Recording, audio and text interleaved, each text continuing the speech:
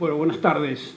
Quiero agradecer a Yakov, al Seminario Rabénico, por la invitación, y es un gusto para mí estar con amigos en la mesa, Tato, Andrés, Beatriz. Voy a apurarme porque tengo mucho para contarles, pero de hecho, esta conferencia de Evian, que después voy a comentar, que se realizó entre el 6 y el 15 de julio de 1938, 6 y 15 de julio del 38, de alguna manera debe ser recordada y tiene mucha actualidad en la medida en que el mundo está pasando por el mismo proceso, por un proceso muy parecido. ¿Sí? El nacionalismo xenófobo está creciendo de manera brutal. En Europa los autócratas o los gobiernos totalitarios, especialmente en la ex Unión Soviética y fuera de la órbita soviética, más el antisemitismo. Según registros franceses, el antisemitismo ha crecido un 70% en un año, entre el año pasado y este. Bueno, no están solo los franceses, los norteamericanos también se quejan, señalan que el antisemitismo ha crecido un 40% entre el año pasado y este, gracias a los criterios de supremacía blanca del señor Trump. Como les decía, la reunión de Evian se hizo en la fecha que les comenté y se hizo por iniciativa del presidente norteamericano Franklin Delano Roosevelt. Participaron 32 países. En ese momento, mientras se hacía la reunión, 400.000 judíos se agolpaban en las fronteras para poder escapar de las leyes nazis y del sistema de opresión. ¿Qué fue el propósito de Roosevelt? ¿Por qué los hizo reunir? Bueno, ¿qué hacer con estos judíos? ¿Qué hacer con ellos? De alguna otra manera, la pasividad del mundo que se va a ver aquí en Evian y más adelante, es todo un hecho relevante que va a colaborar directamente con los propósitos nazis. Es decir, que en Estados Unidos empresarios como Henry Ford hayan sido condecorados por Hitler y que muchísimas empresas tengan incluso sucursales, como Ford y Chevrolet, tengan incluso sucursales, y DuPont, tengan sucursales en Alemania, suponía de hecho que esa neutralidad norteamericana parcialmente no existía. Roosevelt tuvo que combatir a esta neutralidad para poder, de alguna manera, a partir de Pearl Harbor del 41, cuando ya habían bombardeado y aniquilado gran parte de Londres, participar de la guerra. La reunión se hizo, como les decía, en Evian-le-Bain. Está en un departamento francés, casi en la frontera con Suiza. No se hizo la reunión en Suiza porque había rechazado la invitación por las conexiones financieras que tenía con muchos jerarcas y con el gobierno nazi. Evian va a poner de manifiesto que el antisemitismo era un sentimiento vigente en todos los países occidentales. Indudablemente que asistieron también a la reunión de Evian, además de estos 32 países, investigadores y representantes de entidades judías, por ejemplo, una entidad del Congreso Judío Mundial, la Agencia Judía, y estuvo presente Golda Meir, que luego escribió en sus memorias en detalle este tema. Todos en Evian estaban informados de lo que pasaba en Alemania, todos. Ya en el 37-38 algunos habían podido escapar. Primero, algunos 20.000 judíos alemanes y austríacos que habían encontrado destino en Shanghái. habían conseguido visa para instalarse en Shanghái. Hay una novela que anda circulando por ahí que es muy interesante vinculada a este tema. En Shanghái estuvo Kissinger, hijo de una familia judía alemana. Algunos tuvieron destino en Japón, también consiguieron visas en Japón. El encuentro fue distendido, los delegados hicieron cruceros de placer en el lago, tomaron baños termales, etcétera, etcétera.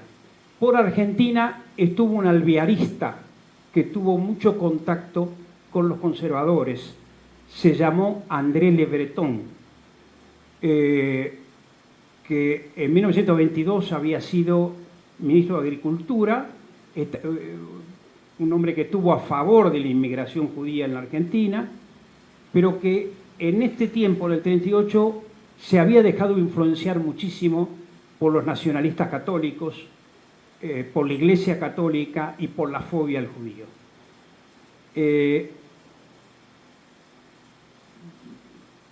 Poco después de Vian, Goering aconsejó en los inicios del 39 la expulsión definitiva. Hay que vaciar a Alemania, decía Goering, de esa raza. Para eso se creó la Oficina Central de Seguridad del Reich a cargo de Reinhard Heydrich. Se creó de alguna manera una muralla contenedora de la gente indeseable para los nazis. 5 meses más tarde de Vian, se llevó a cabo en Lima, a principios de diciembre del 38, la 8ª Conferencia Panamericana, y allí se propuso un nuevo modelo americano de inmigración, que pocos cumplieron. La pregunta es cuántos de aquellos 400.000, 500.000 judíos agolpados en las fronteras hubieran podido salvar si el mundo abría sus puertas. Es decir, no había concesión de visas y se impedía la llegada y el arribo de inmigrantes. La ensayista francesa Viviane Forester escribió un libro muy interesante en el 2008, El crimen occidental, y critica la conferencia de Vian porque los delegados no movieron ninguna pieza para ampliar los cupos de inmigración. El pretexto de que no entregaban visas era que la Gran Depresión había, perjudicado económicamente a los países latinoamericanos y que estos no estaban en condiciones de recibir nueva gente. Por supuesto que la crisis del 29 y la gran recesión no eran una excusa válida para la Argentina. La Argentina salió de la gran recesión en poco tiempo, comparada con Estados Unidos. Le llevó 4 años en vez de los 10, 11 años que le llevó a Estados Unidos. Hubo algunas excepciones latinoamericanas a este criterio de evitar la entrada de judíos. Uno de ellos fue Ecuador. Pero ¿qué pasó? Ecuador se dio tierras a la inmigración, pero era pura selva. Hubo una delegación de instituciones judías que comprobaron que era todo selva. Era casi imposible un arribo de inmigrantes. En Latinoamérica, Argentina, Uruguay, Perú, Brasil y Chile redujeron todas las tasas de inmigración posibles a lo largo de la década del 30 y aumentaron a partir del 37-38. Todas las explicaciones tenían cierto tufillo antisemita. Los países europeos obraron cumpliendo el diktat, la imposición de la Cancillería. Los Estados Unidos, que ya les conté, la neutralidad como pretexto que favoreció muchísimo al eje, solamente admitían inmigrantes por cupos. Si la población judía era el 1% o menos del 1% de la población norteamericana, se podía aceptar parte de ese cupo a cuenta de. Quiero apurar un poco el tema. los que lograron de alguna manera salvarse fueron los judíos polacos del este. Cuando Hitler invade Polonia, también le invade la Unión Soviética. En la parte que controlaba la Unión Soviética, se decidió transportar a gran parte de la comunidad judía al Asia soviética. Es decir, recuerdo muy bien, fui amigo de él, no sé si se acuerdan ustedes, de Marcelo Diaman. Marcelo Diaman era un empresario de Tonomac. Bueno, este fue uno de los tantos chicos que emigraron con sus padres al Asia soviética. Siempre me decía, hasta 40 grados bajo cero se trabajaba. Pero bueno, sufrieron todas las penurias habidas y por haber. Gran parte de la población judía de Rusia también pudo escapar hacia el Asia soviética. Por supuesto que en todas estas corridas a algunos se les ocurría alguna alternativa antes de la solución final. Una alternativa, por ejemplo, fue el proyecto Madagascar, que era trasladar a la población judía europea a un gran gueto en una isla africana, una isla prácticamente enfrente del África. Por supuesto que los franceses se opusieron y por supuesto que los alemanes se dieron cuenta que cuántos buques necesitaban para llevar a toda la población judía. Era casi imposible aplicarlo. Bueno, en Argentina hay toda una historia de, digamos, irritación frente al inmigrante. Por un lado, se los atrajo, por otro lado, se los fustigó. Pero no solamente contra los judíos, sino también los judíos en 1870, 1890 eran simplemente los empleados de empresas extranjeras que estaban acá. A partir del 89, del 90, 91, 92, comienzan a llegar los judíos que van a colonizar Santa Fe y Entre Ríos. Había un nacionalismo exaltado por el gaucho errante y contra el gringo inmigrante. Hay una cantidad de escritores sobresalientes y muy leídos en su momento, que eran todos nacionalistas y xenófobos, como Leopoldo Lugones, que primero fue socialista y luego mutó en fascista en el golpe del 30, Julio y Rodolfo Irasusta, Carlos Ibarguren, el psiquiatra José María Ramos Mejía, que hablaba mal de los gringos, sostenía, por ejemplo, que los italianos inmigrantes tenían inclinación por el delito y los judíos conservaban sentimientos de usura o se dedicaban a la prostitución. Está el famoso caso de 1919, la huelga de los talleres Bacena, la Semana Trágica en la Argentina, la persecución a los judíos del 11 y de Villa Crespo, un pogrom que según algunas estadísticas oscila entre 1.000 y 2.000 víctimas entre la comunidad judía. Este personaje, Tomás Le Breton, al cual se me ha pedido en su momento que tuviera mucho cuidado de mencionarlo, porque no hay datos muy concretos, lo cita Uki Goñi en sus libros como un interlocutor de un diplomático inglés. El diplomático inglés le pide a Le Breton, ya embajador argentino en Londres, le pide por favor que dejen entrar en Argentina a 2.000 niños judíos. Y este Le Breton le contesta, y el inglés le contesta a Le Breton, sí, mientras sean esterilizados. Sí, lo único que quedó como salvación fueron las visas. Después de Evian, en agosto del 38, se puso en marcha, sin embargo, en la balanza, el primer congreso contra el racismo y el antisemitismo en Buenos Aires.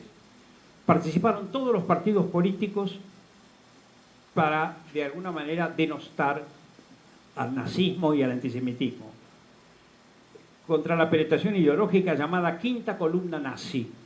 ¿Quiénes participaron? Borges, Mario Bravo, Julio Noble, Eduardo Laurensena, radical, Enrique Dickmann, socialista, Álvaro Yunque, comunista, María Rosa Oliver, comunista, y Sixto Pondal Ríos.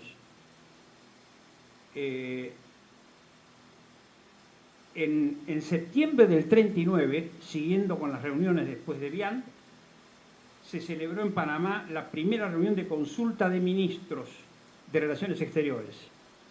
¿Y qué hicieron? Firmaron una declaración global de neutralidad frente al caso judío y frente al caso del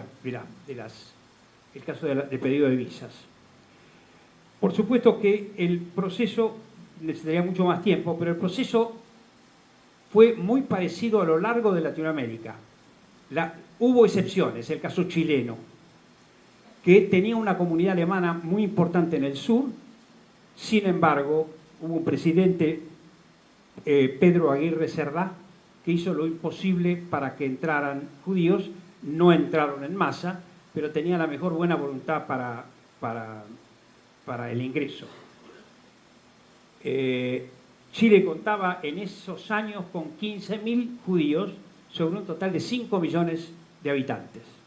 En Uruguay, más o menos el mismo caso que en la Argentina. Un colorado se forja un autogolpe, Gabriel Terra, siempre rodeado de nacionalistas y xenófobos, y siguió los mismos lineamientos de la Argentina.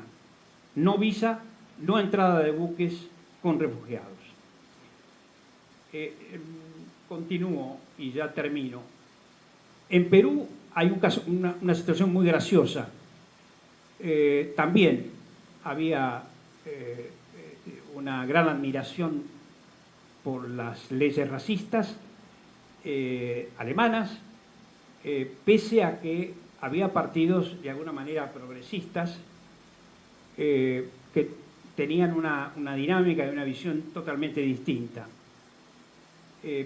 Aparecieron profesores universitarios, académicos y diplomáticos profundamente ligados al nazismo.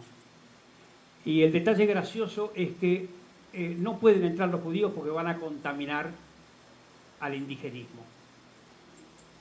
El único país que tuvo una actuación interesante fue Bolivia. Bolivia, a través de Bolivia se salvaron 10.000 judíos. Muchos se quedaron, muchos vinieron para la Argentina luego de la guerra. Bolivia había salido de una guerra muy feroz contra Paraguay, por cuestiones petrolíferas y de territorio. Habían muerto 65.000 bolivianos, pero aquí que los comandantes que tomaron el poder, David Toro y el teniente coronel Germán Busch, eran de ideas socialistas y permitieron el ingreso. Los que no todos pudieron llegar. Chile se opuso al desembarco después de la muerte del presidente que les comenté. Se opuso al tránsito desde un puerto del norte de Chile hacia Bolivia. En Brasil, lo mismo que en Argentina, con un presidente con antecedentes fascistas como Getúlio Vargas, creador del Estado Novo, que luego se une con los norteamericanos. En Río de Janeiro, cualquiera que pase por la Alameda, antes de llegar a las playas, van a encontrar un monumento a los 4.000 soldados brasileños muertos en la batalla de Monte Cassino. ¿Por qué Brasil envía? Brasil envía porque Estados Unidos, con mucha viveza, les promete una gran fábrica, una gran planta de siderurgia y una base naval, y además armamento. También va a participar México en esta ayuda a los Estados Unidos, con aviadores mexicanos. Por supuesto que un presidente como Cárdenas, un hombre de mucha voluntad, de mucha energía y de mucha pasión progresista, se vio impedido por toda una serie de enredos internos en el país para que entraran los judíos, habiendo un antecedente importante, que es que por Cárdenas entraron todos los prisioneros republicanos españoles. Bueno, con esto doy por concluido y responderé preguntas si las formulan.